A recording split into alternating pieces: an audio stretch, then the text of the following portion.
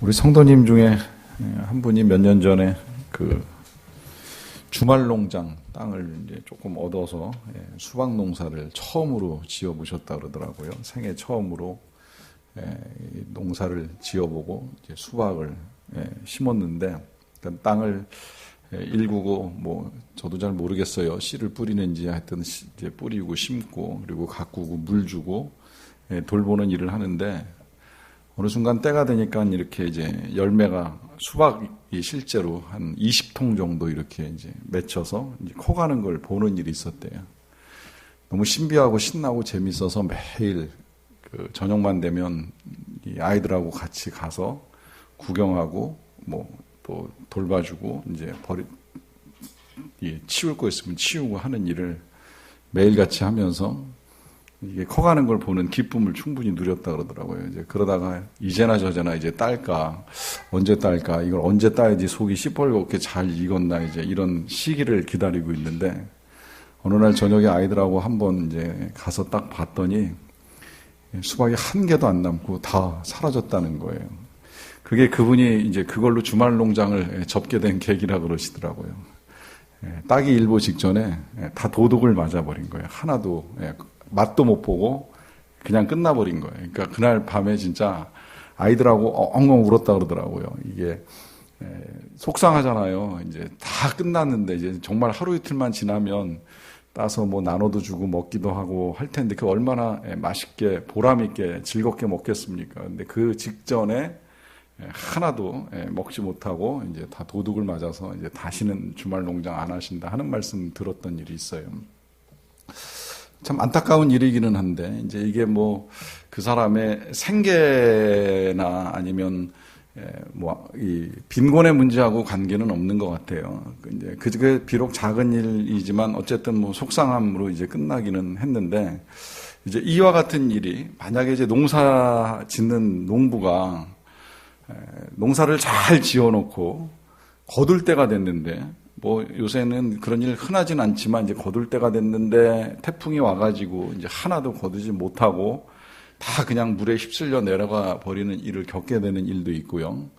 뭐 그거야 이제 하늘이 하시는 일이니까 뭐 어쩔 수 없다 하더라도 만약에 그 농부가 거둘 때가 됐는데 거둘 생각은 하지 않고 그냥 농사짓던 밭을 논이죠. 농사짓던 논을 버려두고 다른 데로 그냥 이주해버린다. 이사를 가버린다. 이걸 뭐 팔고 가는 것도 아니고 그냥 버려두고 가는 거예요. 추수를 안 하고 가는 거예요. 그냥 가버리는 거예요. 그리고 다른 데 가서 농사를 짓는데 또 똑같이 농사를 잘 짓고 벼가 이제 어느 정도 잘 자라서 익어서 고개를 숙이고 황금빛 들판이 됐는데 그때 또 그냥 그 땅을 버려두고 또 다른 데로 이동해서 농사를 짓는다. 어떤 결과가 올까요? 결과는 뭐 너무 자명합니다. 먹을 게 없는 거죠. 늘 빈곤한 가운데 살아야 돼요. 얼마든지 풍성하게 거둘 수 있는 상황들을 다 만들어 놓고 그걸 거두지 못하면 빈곤할 수밖에 없다는 겁니다. 지금 이런 이야기들을 나누는 이유를 아시리라고 생각을 합니다. 이게 이제 오늘 다루는 주제와 전혀 무관하지 않은데요. 우리는 영적 추수를 위해서 늘 이렇게 애쓰는 사람들입니다. 풍성한 영적 생명을 거두기 위해서. 이게 우리 예수님이 약속하신 거잖아요. 내가 온 것은 양으로 생명을 얻게 하고 더 풍성히 얻게 하려는 것이라. 그러니까 주님이 우리에게 원하시는 건 영적 풍성함이에요. 그걸 주시려고 오셨어요. 우리는 그걸 받기 위해서 주일날도 예배드리고 또 수요일날도 이렇게 모여서 한 번 더 말씀 듣는 시간을 갖게 됩니다. 자, 이게 지금 어떻게 보면 영적 농사의 시간들이라고 할 수 있는데 이렇게 농사를 잘 지음에도 불구하고 우리가 만약에 적용을 하지 않는다고 한다면 그러면 그거는 그야말로 수박을 다 도둑맞은 교인이나 아니면 농사를 잘 짓고 풍성한 들판을 버려두고 딴 데로 가버리는 농부나 다를 것이 없다는 거예요. 그 농부가 빈곤을 면할 수 없는 것처럼 우리의 삶에도 마지막 적용이라고 하는 이 과정을 무시해버리면 우리도 영적 빈곤한 가운데 살아갈 수밖에 없다는 겁니다. 이걸 좀 넓게 보면 이게 이제 한국교회의 문제예요. 한국교회는 말씀은 진짜 넘치게 이제 우리가 접하는 시대가 되었어요. 사실은 이 상황도 굉장히 감사한 거예요. 여전히 진짜 성경 한 권, 설교 한 편을 읽거나 들을 수가 없어가지고 어려움 가운데 이제 교회를 다니고 예수를 믿는 분들이 이 세상에 생각보다 많은데 우리는 뭐 진짜 기회만 닿으면 얼마든지 이제 들을 수 있는 이제 상황과 환경 속에서 살아가는데 문제는 왜 교회가 혹은 성도들이 세상으로부터 좋은 소리를 못 들을까 하는 이제 질문을 하게 되면 뭐 원인이야 여러 가지겠지만 그 가운데 우리 쪽에서 찾는 원인은 우리가 보여주질 못한 거예요. 그리스도인다운 삶을 하나님의 백성으로 사는 모습을 못 보여주다 보니까 세상이 교회를 우습게 생각합니다. 원래 대단하게 생각하고 귀하게 여겨야 되는데 이제 그런 일이 일어나지 못하고 교회를 우습게 여기죠. 그 이유가 뭐냐면 우리가 삶으로 보여주지 못해서 그래요. 삶으로 드러냈어야 되는데 삶으로 드러내지 못해서 그렇습니다. 그 삶으로 드러내는 그 부분을 이제 적용이라고 이야기를 하는 겁니다. 그러니까 우리가 묵상을 가지고 이야기할 때는 이 관찰하고 해석하는 일을 했어요. 자, 여기까지 묵상하는 거 뭐 잘 했다고 하더라도요. 적용이 일어나지 않으면 그러면 이게 추수를 안 한 거랑 똑같다는 이야기예요. 뭐 꼭 묵상뿐만이 아니라 이렇게 생각을 해도 좋아요. 설교를 들었다. 설교도 어떻게 보면 이제 목사의 해석을 여러분들한테 전달해 드리는 거 아닙니까? 물론 이제 설교는 해석에서 이제 적용까지 나아가기 위해서 부분적으로 적용을 그 속에 담아요. 그러나 아주 세밀하게 담지 못할 때가 있어요. 왜냐하면 이제 성도들의 상황과 환경이 조금씩 다르다 보니까 세밀하게 담지 못해서 이제 설교를 전달하긴 하는데 결국은 설교로 전달이 되던 묵상으로 우리가 하나님의 음성을 듣던 뭐 아니면 뭐 암송으로 들어도 되고 통독으로 성경을 읽어도 상관은 없어요. 어떤 거든 상관이 없어요. 이 모든 것들이 적용으로 가지 않으면 결국은 아무것도 거둘 수 없다는 거예요. 그러니까 아무것도 거둘 수 없다는 이야기는 영적 빈곤함이 반복될 수밖에 없는 것이고 영적 빈곤함이 반복된다는 건 우리의 삶에 변화가 일어나지 않는다는 거예요. 그래서 변화되지 않으니까 우리가 하나님의 영광을 드러내지 못하고 살아가는 일들이 일어날 수 있다는 겁니다. 그런 면에서 이 적용이라고 하는 거는 아주 중요합니다. 그래서 왜 지난 시간에도 우리가 해석 부분을 보게 될 때 깨달았다고 해석됐다고 그것으로 묵상이 끝나는 거 아니라고 하는 말씀을 드렸어요. 이제 중요한 건 적용을 통해서 어떻게 실천할 것이냐라고 하는 이게 중요한 거죠. 그게 지금 제일 먼저 우리가 보게 되는 적용할 때의 위험에서부터 시작이 되는데 거기 야고보서 1장 22절 말씀 오늘 읽은 본문 22절에 기록되어 있습니다. 보시면 너희는 말씀을 행하는 자가 되고 듣기만 하여 자신을 속이는 자가 되지 말라 하는 부탁을 합니다. 자, 일단 이 말씀을 먼저 보시면 말씀을 듣는 것만 중요한 것이 아니라는 거예요. 물론 여기서 들음을 무시하지 않아요. 믿음은 들음 없이 나진 않습니다. 믿음을 가지려면 들어야 됩니다. 그러나 듣기만 하고 행하지 아니하면 우리가 우리 자신을 속일 수 있다는 거예요. 많이 들었기 때문에 내가 변화됐다, 내가 달라졌다, 내가 대단하다, 이제 이런 속임이 우리 스스로 생겨날 수 있다는 거죠. 그러지 말라고 지금 이제 야고보 기자가 부탁을 하면서 우리에게 당부합니다. 그래서 우리가 적용할 때에 빠지는 위험 첫 번째가 뭐냐면 해석으로 적용을 대치하려고 한다라고 하는 거죠. 분명히 말씀드리지만 여기 이미 말씀드린 대로 해석은 해석이고요. 적용은 적용입니다. 해석은 말씀을 가지고 우리가 관찰해서 그 의미를 파악하는 거, 깨닫는 거 포함이 되는데 그 말씀을 구체적으로 실천하지 않으면 그 말씀은 우리의 삶을 변화시키는 말씀이 아니라는 거예요. 깨달은 것만 가지고는 안 된다는 이야기입니다. 이 일이 위험한 거에 대해서는 지금 야고보서에서만 말씀하고 계시는 게 아니라 우리 예수님도 이 부분을 되게 강조하셨잖아요. 산상수훈 마태복음 5장, 6장, 7장 길게 말씀하시고 나서 끝부분에 하신 말씀, 듣고 행하는 자는 어디에 집을 짓는다고요? 반석 위에 집을 짓는다 그러고, 행하지 아니하면 모래 위에 집을 짓는다. 어디다 집을 짓느냐의 기준을 반석이냐 모래냐, 이제 그걸 말씀을 행하느냐 안 하느냐를 가지고 분명하게 말씀하셨어요. 그리고 이 행할 때에 행하는 사람은 창수가 나고 물이 덮쳐와도 무너지지 않는다. 그러나 행하지 않으면 무너진다라고 하는 경고를 하시는 일도 있었습니다. 이걸 이렇게도 생각을 해보시면 좋아요. 우리가 예수님의 말씀 중에 이제 진리가 너희를 자유케 하리라라고 하는 말씀 기억하실 거예요. 진리가 우리를 자유케 한다. 여기 이 진리 속에는 물론 이제 우리가 듣고 깨달아서 알게 되는 자유가 있어요. 예를 들면 예수님이 우리 죄를 십자가에서 속하셨다.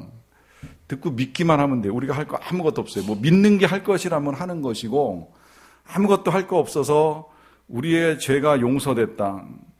그리고 우리가 이제 사망을 면하고 영생을 얻었다 그러면 여기서부터 죄의 자유가 생기고 죽음의 자유가 생기는 거예요. 이게 진리가 우리를 자유케 하는 거예요. 이걸 우리가 다 누릴 수 있어야 돼요. 그 자유를 누리는 거예요. 그러니까 그 자유를 진짜 믿고 누리면 이 죄 때문에 고민할 일도 없어지는 거고, 죄책감에 사로잡히지 않는다는 거죠. 아무도 우리를 정죄할 수 없기 때문에. 또 하나는 죽음을 두려워하지 않는 거예요. 이게 이제 초대교회 교인들의 모습이었어요. 지금도 순교자들이 죽음을 두려워하지 않아요. 사망으로부터 자유하니까. 자, 이게 이제 진리가 우리를 자유케 한다라고 하는 의미인데, 이것만이 진리가 우리를 자유케 한다는 것이 아니라 한 가지를 더 아셔야 되는데, 그게 뭐냐면 바로 적용이 우리를 자유케 합니다. 이게 무슨 이야기가 되는 거냐면, 여러분 이렇게 생각하시면 돼요. 하나님의 말씀을 듣고 행한 다음에 일어나는 결과에 대한 책임은 하나님께 있습니다. 그런데 행하지 아니한 일에 대한 결과는 내 책임입니다. 예를 들어서 뭐 관계가 좋지 않을 때 하나님이 용서하라, 사랑하라 이렇게 말씀하셨을 때 그걸 적용하는 건 가서 용서하는 거잖아요. 사과하는 거잖아요. 뭐 화해하는 거잖아요. 자, 나는 화해하기 위해서 손을 내밀었어요. 그 화해를 받아주는 상대방에 의해서 화해가 이루어지면 뭐 감사한 일이 되지만 그게 내 맘 같지 않을 수 있거든요. 나는 뭐 예수 믿고 기도해서 말씀 따라 손을 내밀었는데 상대방은 아직 그럴 마음을 안 갖고 있어가지고 매몰차게 웃기는 소리 하지 말라고 거절할 수도 있어요. 자, 이 일의 책임 누구 책임이에요? 내 책임은 아니라는 거예요. 면한 거예요. 왜? 나는 말씀 따라 손을 내밀었으니까. 그걸 거절한 건 그 사람의 책임이고 하나님이 하셔야 될 일이에요. 그렇기 때문에 손을 내민 사람은 굉장히 자유합니다. 이게 진리를 행할 때 얻게 되는 자유예요. 진리를 행하는 게 이게 좋은 건 뭐냐면, 그러니까 이 말씀을 듣고 적용하는 게 좋은 건 뭐냐면 굉장한 마음의 자유를 가져다 줘요. 불편할 게 없어요. 난 했으니까. 하나님 시키신 대로 했으니까. 결과에 어찌 되었든지. 예를 들어서 우리가 할 일은 사람을 데리고 교회에 오는 게 아니에요. 전하기만 하면 되는 거예요. 전도예요. 이게 우리가 들어서 행해야 될 적용입니다. 전하라고 하셨으니까 어떤 방식으로든 전하면 돼요. 그러면 전도자들은 굉장히 자유예요. 제가 몇 년 전에 섬기던 교회에서 전도학교 만들어서 한 8주 훈련을 하고 난 다음에 제주도 가서 2박 3일 동안 교인들하고 이제 아울리치 가가지고 전도여행 하는데, 그 이틀 동안 전도하고 나서 저녁에 한 권사님이 그런 말씀을 실제로 하는 걸 들었어요. 이거 와서 하루라도 이렇게 하고 나니까 목사님 진짜 자유예요. 그 자유가 뭐예요? 열매가 있어서 자유가 아니에요. 누가 결신해서 얻는 자유가 아니에요. 행해서 얻는 자유예요. 전하고 남은 자유예요. 듣고 믿고 안 믿고 누구 책임? 듣는 사람의 책임. 하나님의 일이에요. 우린 전하기만 하면 그 전하는 순간에 우리 안에 자유가 일어납니다. 자, 그게 적용이 중요한 건 뭐냐면 여기 자유가 있어요. 그런데 반대로 듣기만 하고 행하지 않으면 어떤 일이 생기느냐면요. 마음의 자유가 있는 게 아니라 이제 마음의 부담이 쌓입니다. 경험 있으실 거예요. 하긴 해야 되는데 하는 그냥 사라지지 않는 부담. 이게 부담에 머물러 있으면 그래도 그나마 좀 다행이에요. 근데 이 부담의 상태에서도 끝까지 적용을 안 하고 있으면 이제 그 다음에 마음이 완고해집니다. 슬슬 굳어가기 시작해요. 그건 나하고 상관없는 일. 그건 내가 할 수 없는 일. 이 완고한 상태를 또 버려두면 그 다음에 이제 마음이 완악해지는 거죠. 그게 어떤 현상으로 나타나냐면 그 뒤에 두 번째 나타나는 겁니다. 거칠애의 순종으로 참된 삶의 변화를 대체하려고 한다. 거칠애의 순종으로 참된 삶의 변화를 대체하려고 한다. 이 거칠애와 변화의 차이는 이렇게 구분하시면 제일 이해하기가 쉬운데요. 거칠애는 내가 하고 싶은 영역만 실천하는 거예요. 할 수 있는 영역만 실천하는 거예요. 변화는 할 수 없는 것, 하기 싫은 것, 잘 할 수 없는 것까지 적용해 나가는 것, 실천해 나가는 게 변화가 일어나기 시작을 합니다. 그렇잖아요. 하기 쉬운 걸 누가 못하겠어요. 하기 힘든 걸 할 때 사람이 변하고 달라지기 시작을 하는 거죠. 그러니까 거칠애의 눈가림 같은 순종만으로 변화를 대체할 수는 없다는 겁니다. 이게 지금 제가 이제 이 부분을 그렇게 말씀을 드렸어요. 자, 변화가 일어나니까 순종 가능 영역이 있고 그 다음에 순종 불가능하게 느껴지는, 사실은 뭐 하나님이 우리에게 불가능한 요청을 하지는 않으셔요. 뭐 예를 들면 말씀을 묵상했는데 예수님이 병 고치는 사건을 읽었어요. 그걸 묵상하고 나서 오늘 나보고 누구에게 가서 병을 고치라고 하시는가? 이런 요구를 하시는 분은 절대 아니에요. 네가 고쳐라. 물론 경우에 따라서는 하실 수 있어요. 오늘 네가 가서 기도해주고 치유를 도와줘라. 여기까지는 하나님이 하실 수 있어요. 그러면 이제 우리가 할 일은 가서 기도해주고 위로해주면 되는 거예요. 그 다음에 치유는 나에게서 나오는 게 아니라 실은 하나님에게서 나오는 거잖아요. 어떤 그리스도인도 어떤 목회자도 자신이 능력을 가지고 고치는 게 아니에요. 자신을 통해서 능력이 나타날 뿐이에요. 그러니까 가서 기도해주면 되는 거예요. 여기까지가 우리가 적용할 일이고, 그러고 나면 자유예요. 그 환자를 살리고 죽이는 건 하나님의 손에 달린 거니까요. 자, 그런 면에서 우리가 이제 가능한, 순종 가능한 영역이 있고 불가능한 영역이 있는데, 이 불가능한 영역 때문에 자꾸 이 순종을 회피하고 실천을 회피하게 되면 그러면 변화가 안 일어나는 겁니다. 그러니까 여기서 이제 주의하셔야 될 게 뭐냐면, 내가 할 수 있는 것만 행한다, 그렇게 생각하시는 걸 이제 깨트리셔야 된다는 거예요. 우리 왜 그리스도인들이 그래서 제일 순종 잘하는 명령 하나 있잖아요. 술 취하지 말라. 취하기 전까지만 마십니다. 이제 이러고 말씀들 많이 하시는데, 뭐 저는 그건 상관없다고 여겨요. 거기까지 순종하는 것도 대단하죠. 그 다음에 명령 하나 또 붙어 있잖아요. 성령의 충만을 받으라. 이거 같이 해야 된다는 거예요. 여기까지 순종해야 변화가 일어나는 거예요. 성령 충만을 받으라 하면, 성령 충만 받으면 뭐 너무나 변화는 이제 당연하게 일어나는 거니까 거기까지 가야 변화가 일어난다는 거죠. 자, 그 다음에 이제 세 번째로 자기 합리화로 회개를 대체하려고 한다 그래요. 자기 합리화로 회개를 대체하려고 한다. 책을 읽다 보니까 제가 저자는 생각이 안 나는데 그런 내용을 읽었던 기억이 있어요. 하나님의 말씀이 우리에게 가까이 접근을 하기 시작을 하면, 그 책의 표현대로 하면 마음에서 이제 경보장치가 울리기 시작을 한대요. 그리고 그 접근이 점점 가까워지면 방어막을 치고 이제부터 이제 말씀을 거절할 준비를 해나간다는 거죠.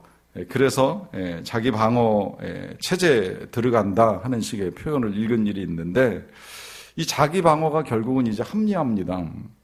이 합리화라고 하는 것은 내가 실천할 수 있는 거 없는 거, 특히 없는 거에 대한 합리적 이유를 찾아내는 거죠.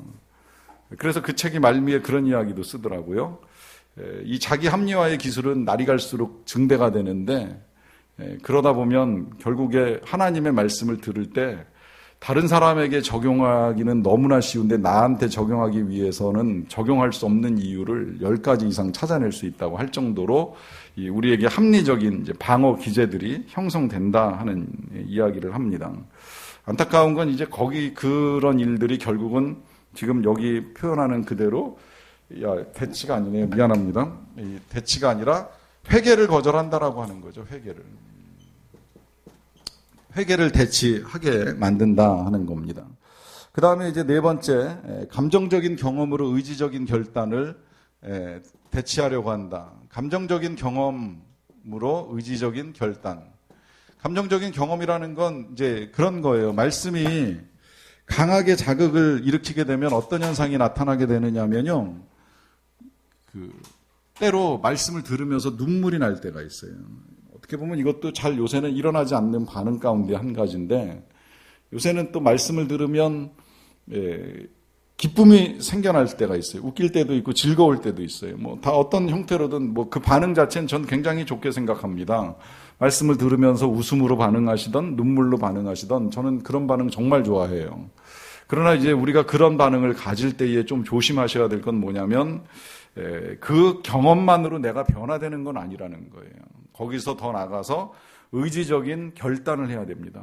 정말 내 마음을 울리거나 내 마음을 기쁘게 한 그 말씀을 가지고 이제 내가 어떤 변화를 이룰 것인가, 어떤 실천을 할 것인가 하는 그 분명한 결단이 없으면 그야말로 감정적 유희로 끝날 수도 있다는 걸 말씀하는 겁니다. 그래서 이런 것들은 적용이 아니다. 앞서 이야기한 해석만 하는 거, 거칠에만 하는 거, 자기 합리화하고 감정적인 경험에만 충실한 거는 적용이 아니다 말씀드리면서 실제적인 변화를 이루어 가야 되는데, 자, 그러면 어떻게 변화하느냐에 대해서는 이제 9가지 질문을 가지고 이야기를 합니다. 이 질문이 중요한 건 다 아실 거예요. 지금도 뭐 세계의 다양한 교육 방식 중에 여전히 불변하게 중요한 교육 방식으로 간주되는 건 이제 이스라엘 히브리식 교육 방식인데, 히브리식의 교육 방식은 다른 게 아니라요. 1차적으로는 질문을 굉장히 중요시합니다. 그래서 아이가 학교에서 돌아오면 부모가 아이한테 오늘 뭐 배웠니? 그렇게 안 물어보죠. 오늘은 선생님한테 무슨 질문을 했니? 물어본다는 거예요. 이제 이런 질문을 듣고 자라는 아이는 시간이 지나면 내가 질문을 해야 되는구나 생각하고 꼭 공부할 때 질문거리를 만들어서 선생님한테 질문하고 듣고 하면서 이제 교육이 진행이 되는 거예요. 질문은 좋은 방식이에요. 그래서 여러분들이 가끔 설교를 들으시다 보면 중간에도 이제 질문을 듣는 일이 있으시고, 저는 마지막에 이제 적용을 질문으로 하지는 않는데 거의 안 하는 것 같아요. 어쩌다 이제 가끔 하긴 합니다만은 이 질문으로 들었을 때 스스로 그 질문에 답하는 걸로 적용을 찾을 수도 있다는 거죠. 자, 만약에 이제 혼자 말씀을 묵상하다가 질문을 한다 그러면 어떤 질문을 해야 되느냐 할 때에 이제 몇 가지 질문이 있습니다. 그 질문 보시기 전에 먼저 1번에 있는 말씀 야고보서 1장 21절 보면, 그러므로 모든 더러운 것과 넘치는 악을 내버리고 너희 영혼을 능히 구원할 바 마음에 심어진 말씀을 온유함으로 받으라 하는 말씀입니다. 자, 여기서 먼저 우리에게 당부하는 건 뭐냐면 하나님의 말씀을 온유함으로 받으라 그래요. 여기서 온유함이라는 건 뭐 그냥 기본적인 개념으로만 보시면 부드러운 마음으로 받으라는 거죠. 완고하지 아니한 마음으로 하나님의 말씀을 이제 받고 나서 그 다음에 이제 몇 가지 질문합니다. 그 첫 번째 질문, 내가 따라야 할 모범이 있는가라고 하는 질문입니다. 내가 따라야 할 모범이 있는가? 자, 모범이라고 하는 건 본문 속에서 이제 내가 따를 만한 이제 좋은 모습이 있는가라고 하는 이제 질문을 하는 건데요. 뭐 할 수 있으면 예수님의 모범을 따라가는 건 더할 나위 없이 좋아요. 다만 예수님은 우리의 모범만은 아니라는 건 알고 계시는 거죠. 예수님은 하나님의 아들이고 우리의 구원자이시기 때문에 우리가 따라갈 수 없는 영역들이 너무나 많아요. 그럼에도 불구하고 주님이 베푸신 긍휼과 자비와 사랑이 있다면 그것을 따라가는 모범도 좋은데, 뭐 거기까지는 힘들어도 예를 들어서 요새 우리가 아침에 묵상하는 느헤미야 말씀 보면 그냥 그대로 그걸 모범 삼으면 돼요. 그분이 늘 기도하는 모습, 급할 때는 화살로 쏘듯이 순식간에 하나님을 찾는 모습, 또 막상 일을 해야 되는 상황에서는 기도만 하는 것이 아니라 기도하면서 성벽도 쌓고 성벽 쌓으면서 방비도 하는 이런 모습들을 그냥 그대로 모범으로 받아들여도 돼요. 물론 성경 전체는 우리 인간의 연약함을 보여줍니다. 그 연약함에 대한 하나님의 사랑이 얼마나 지극한가 하는 걸 보여줍니다마는 그럼에도 불구하고 이 믿음의 참 모습을 보여주는 몇몇 사람들 있잖아요. 느헤미야라든지 에스라라든지 아니면 다니엘이라든지 뭐 예수님의 제자들이라든지, 예수님의 제자들도 사실은 이제 사도행전의 제자들을 보셔야지 복음서의 제자들은 연약하게 이를 데 없는 모습들이 참 많이 나오는데, 이제 그런 모범적 모습들이 보이면 그걸 난 어떻게 그럼 적용할까 하는 질문을 해보시라 하는 말씀이에요. 자, 그 다음에 이제 두 번째로는 내가 피해야 될 죄가 있는가라고 하는 질문을 하는 것인데, 혹시라도 그걸 이제 본문에서 깨닫게 해주시면 당연하게 회개하시면 돼요. 크게 어렵게 생각하실 건 없어요. 그 다음에 이제 세 번째로는 내가 붙잡아야 할 약속이 있는가라고 하는 건데요. 제가 이 9가지의 질문을 이제 정리하면서 한 가지를 놓친 것이 있는데, 우리가 알아야 할 하나님의 성품이 있는가라고 하는 질문입니다. 그 질문을 뭐 따로 써놓으셔도 되고 아니면 그냥 여기 약속 부분에다가 그렇게 써놓으셔도 좋을 것 같아요. 이 약속은 하나님의 성품에 기인한 약속입니다. 하나님의 성품. 그야말로 선하시고 자비하시고 은혜로우시고 인자가 풍성하신 하나님이 본문을 통해서 우리에게 어떤 약속을 하시는가라고 하는 질문을 하실 수 있어요. 예를 들면 그 약속 가운데 뭐 하나님의 성품에서 기인하는 거, 그런 약속이 있잖아요. 두려워하지 말라, 내가 너와 함께함이니라. 이때 약속은 주님이 우리와 함께 하신다는 거예요. 이 약속은 아주 중요해요. 저는 사실은 묵상에 있어서 이 부분을 굉장히 중요하게 여겼던 건데, 하나님의 성품을 알면 그 성품에 우리가 반응만 잘해도 변화는 일어난다, 이제 이렇게 믿어왔기 때문에 이 하나님의 성품을 아는 것을 가장 중점으로 생각을 합니다. 왜냐하면 그 하나님의 성품을 알면 이제 그 성품에 대한 반응으로 우리는 담대해질 수도 있고요. 하나님의 성품을 아니 그 성품에서 우리가 용서를 받았으니 우리도 뭐 용서하고 사랑하는 일이 가능하고요. 이제 이런 식으로 하나님의 성품 가운데 하나님 넉넉하신 분이시잖아요. 그러면 넉넉하신 하나님의 긍휼과 자비가 우리를 향하고 있는 것도 알고요. 뭐 이런 식으로 이 말씀 속에서 내가 붙잡아야 될 약속이 있는가를 질문하고 찾아내는 건 적용에 굉장히 많이 도움이 된다는 거예요. 그 다음에 이제 네 번째로는 내가 드려야 될 기도가 있는가라고 하는 겁니다. 조사가 거기 잘못 인쇄됐는데 이가 아니라 가죠. 내가 드려야 할 기도가 있는가. 이 기도는 기도 자체가 적용이 될 수 있어요. 그렇기 때문에 만약에 묵상을 하고 오늘은 이걸 놓고서 내가 기도를 해야 되겠다라고 하는 마음을 주시면 그냥 기도하시면 이제 그게 말씀 기도라가 되는 거예요. 하나님의 말씀을 붙잡고 기도하는 거죠. 말씀에 입각해서 말씀에 따라 하나님이 기도하게 하심을 따라 기도하는 겁니다. 그 다음에 이제 다섯 번째, 내가 순종해야 될 명령이 있는가라고 하는 거예요.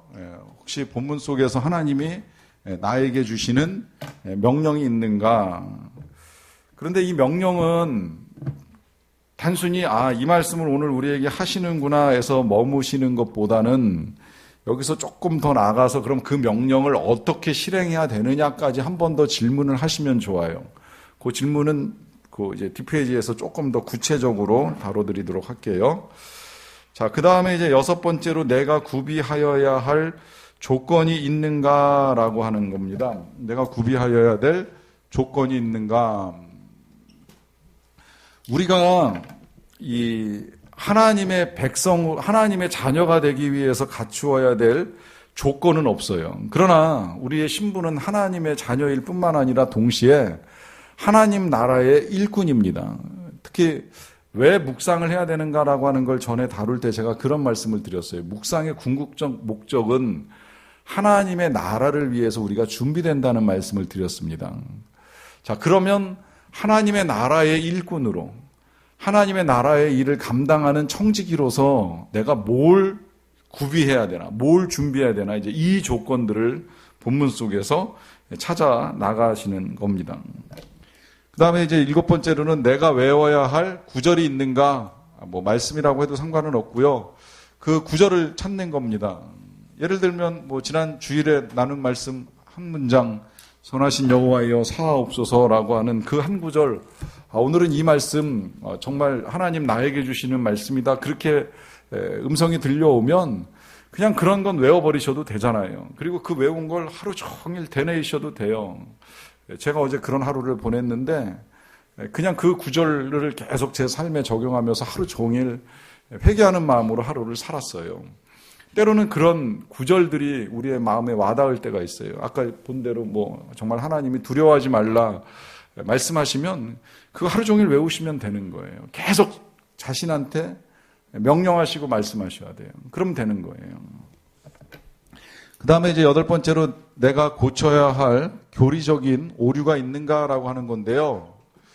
이 교리라고 하는 단어가 제가 잘 사용하지 않는 이제 용어 중에 하나이기는 해요. 왜냐하면 교리 그러면 왠지 딱딱하고 좀 따분한 느낌이 들어서 표현 자체를 제가 자주 하지는 않는데요.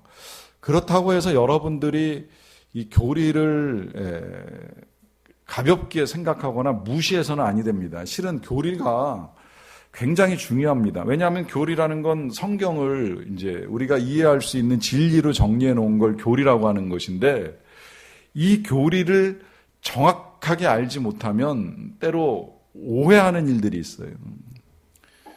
예를 들어서 우리의 구원이 우리의 손에 달린 게 아니라 예수님이 십자가에서 다 이루셨는데 이거에 대한 교리적인 이해가 없으면 마치 내가 뭘 해야지만 구원받고 천당 갈 것처럼 착각하고 살아가는 사람들이 아직도 너무 많은 거예요.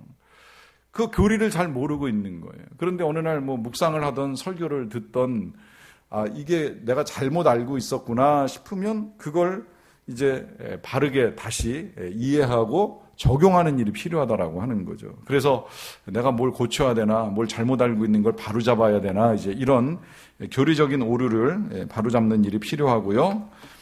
그 다음에 이제 내가 직면해야 될 도전이 있는가라고 하는 겁니다. 자, 여기서 직면해야 될 도전이라고 표현을 했는데, 도전이라고 표현을 하고 나서 보니까 이제 두 가지로 좀 나뉠 수 있는 것 같아요. 도전을 해야 되는 일이 있고 도전을 받는 일이 있습니다.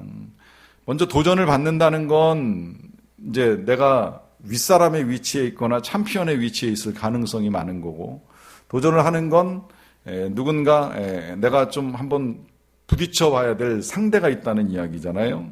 자, 일단은 도전을 받는 일이 있어요. 예를 들면 우리가 사무엘서 묵상하다 보면 어린 사무엘이 하나님의 음성을 듣는 과정이 있잖아요. 몇 차례 실패를 하다가 끝내 하나님의 음성을 들어요.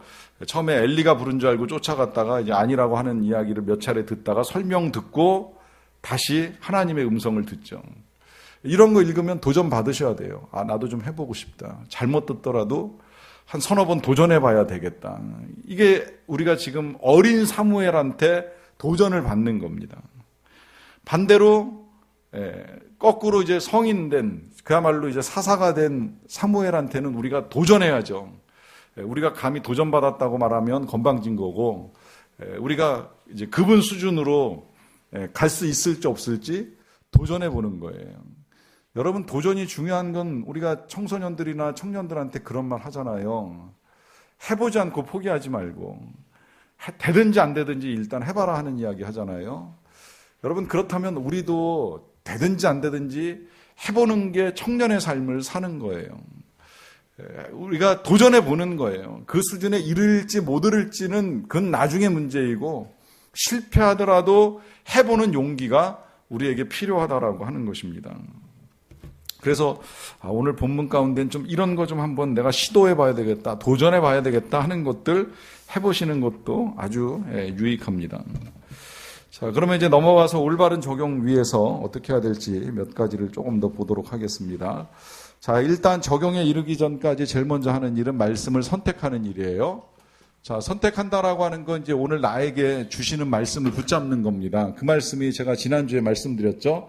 한 글자일 수도 있고, 한 단어일 수도 있고, 한 구일 수도 있고, 한 절일 수도 있고, 본문 전체가 될 수도 있다 그랬어요. 제한하지 마시라 그랬어요. 그날 하나님이 다양한 방식으로 말씀하시기 때문에 어떻게 말씀하실지는 아무도 몰라요.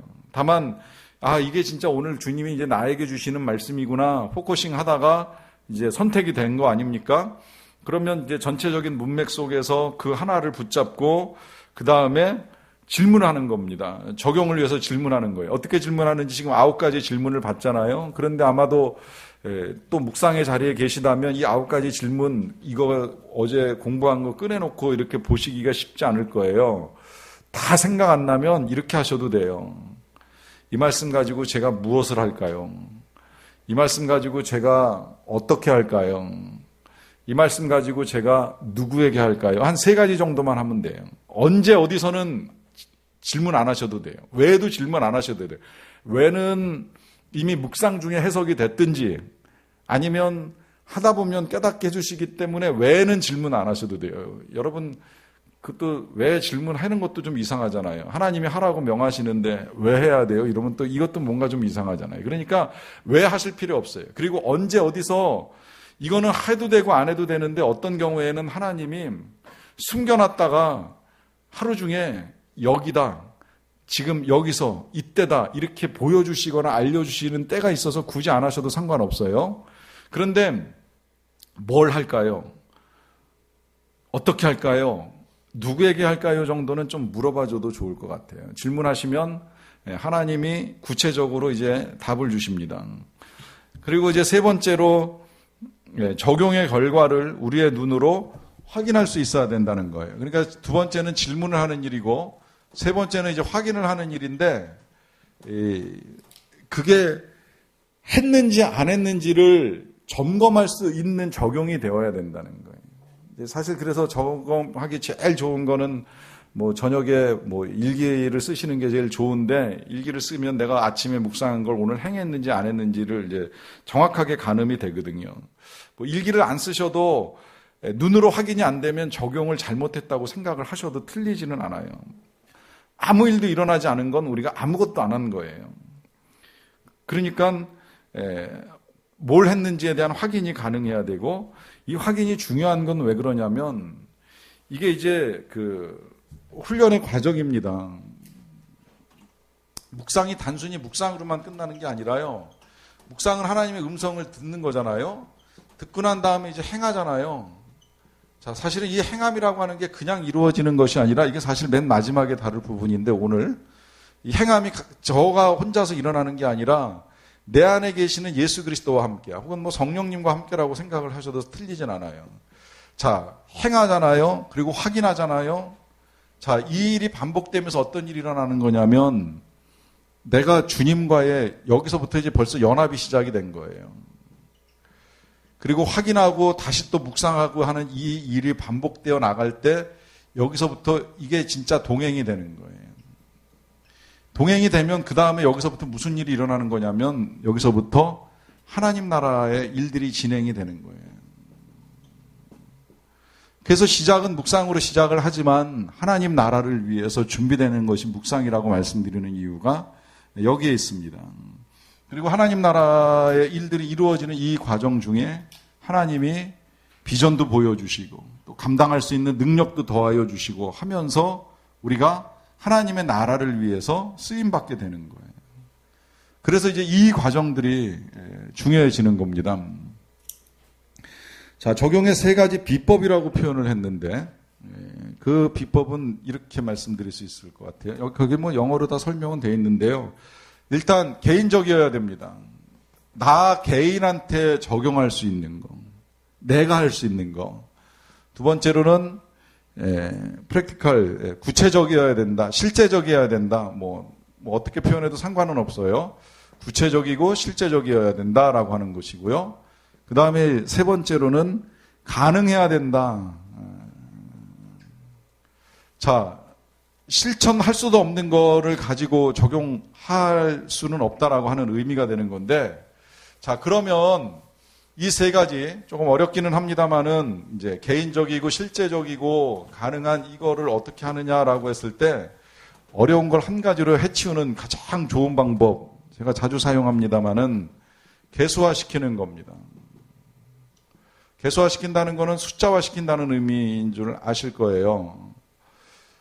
내가 적용을 잘하고 싶다는 마음이 있으시면 가장 좋은 건 숫자로 만드는 훈련을 조금만이라도 해보세요. 그러면 아주 쉬워지고 적용도 잘 되고 실제적 변화를 경험하실 수 있어요. 예를 들어서 설명을 조금 해드릴게요. 자, 오늘 아침 본문이 느헤미야가 이 율법을 기준으로 해서 이제 이스라엘 백성들이 그동안에 하나님의 말씀을 지키지 않고 살아와서 벌받고 어려움에 빠졌던 이제 그런 내용의 메시지를 이제 묵상을 했습니다. 뭐 사람마다 적용은 조금씩 다를 수 있어요. 그러다 보니까 어떤 사람은 나는 성경을 좀 많이 읽어야 될 것 같다. 이제 이렇게 생각을 해요. 자, 난 성경을 많이 읽어야 되겠다. 이렇게 적용하면 개수화가 안 된 거예요. 이게 실현할 가능성이 없어요. 어떻게 해야 되느냐? 개수화시키는 방법은 다양해요. 오늘부터 하루에 한 장, 숫자가 나타나면 돼요. 하루에 한 장, 하루에 3장, 뭐 하루에 10장, 뭐 이런 식으로 숫자로 표현하는 거예요. 그것도 장수로 표현하는 방법이 있고, 뭐 하루에 성경을 반드시 10분은 읽겠다, 뭐 5분은 읽겠다, 15분은 읽겠다, 이제 이런 식으로 구체적인 표현을 사용하는 겁니다. 뭐 예를 들어서 이 성내기를 더디하는 자는 용사보다 낫다는 말씀을 묵상했어요. 화를 내지 않아야 되겠다 이렇게 막연하게 적용하면 적용 안 되는 겁니다. 내가 오늘은 아이들한테 3번은 참겠다. 화를 숫자로 하세요. 그래서 진짜 낮에 화날 일 있으면 1번, 2번, 3번 세셔야 돼요. 뭐 4번째는 이제 각자 판단하셔서 행하실 일이지만 반드시 그런 실천. 예를 들어서 아까도 우리 명령 받잖아요. 약속 중에 뭐 하나님이 두려워하지 말라고 하셨으면 그래 오늘은 두려워하지 말아야겠다 이렇게 적용하면 어려워요. 그렇게 적용하고도 직장에 나가고 오후가 되고 그러면 또 걱정은 밀려 들어옵니다. 그럼 어떻게 해야 돼요? 내가 오늘 하루 한 10번은 내가 두려워하지 않겠다 하는 선포를 하겠다고 구체적으로 쓰셔야 돼요. 그리고 뭐 1시간에 한 번이든 뭐 2시간에 한 번이든 내 입으로 선포해야 돼요. 두려워하지 말라. 내가 너와 함께 함이니라. 외우고 선포하고. 이런 식으로 숫자로 만드는 거 처음엔 좀 어려워요. 근데 이것도 사실은 해보면 그렇게 어려운 거 아니에요. 제가 지금 말씀드린 대로 이걸 시간으로 할지 횟수로 할지 아니면 뭐 어떤 날은 진짜 하나님이 사랑하라고 말씀하시면 누구에게 할까요? 그러면 하나님이 처음부터 막 원수 찾아가서 사랑하라고 하시지 않거든요. 그 우리가 못하는 걸 아세요. 그러면 네 아이한테 한번 해봐 이렇게 요구하실 수도 있어요. 그러면 아이에게 그럼 내가 오늘은 적어도 5번 사랑한다고 고백을 하겠습니다. 그러고 실제로 만나서 해주든 뭐 카톡으로 해주든 뭐 전화로 해주든 해보는 거예요. 물론 아이들의 반응이 뜻밖일 거예요. 그렇지만 그 뜻밖인 반응 속에 싫어할 사람이 어디 있겠어요. 거기서 하나님의 나라가 이루어지는데 그러면 분명히 적용이 되는 겁니다. 그렇게 개수화 시켜놓고 이제 그 다음에 해야 될 게 뭐냐면 3가지 적용의 태도인데요. 온전히 즉시 기쁘게 이것도 뭐 다 아시는 내용이지만 의미를 좀 더 이해하기 위해서 조금 더 보시면 반대로 생각하시면 제일 쉬워요. 부분적으로 적용하는 거는 적용이 아니에요. 즉시가 아니라 나중에 미루는 건 적용이 아니에요. 오늘 내로 하셔야 돼요. 물론 다 오늘 내로 할 수 없는 것들이 있어요. 내가 오늘부터 뭐 1년 동안 성경을 하루에 3장씩 읽겠다. 뭐 이건 즉시 시작은 되지만 하루로 끝나는 게 아니잖아요. 그런데 적어도 그런 말씀을 하나님이 원하시면 미루지는 마시라는 거예요. 기왕이면 오늘 가장 빨리 하는 게 제일 좋다는 거죠. 그 다음에 기쁘게 한다는 건 뭐 마지못해 하는 것인데 뭐 마지못해 하는 것도 안 하는 것보다 저는 낫다고 생각을 해요. 그러나 기왕에 해야 될 거라면 억지로 하기보다는 즐겁게 이제 하시라 하는 부탁을 드리는 거죠. 자, 마지막 결론입니다. 결론은 한 가지, 기도로 마무리합니다. 왜 기도로 마무리할까요?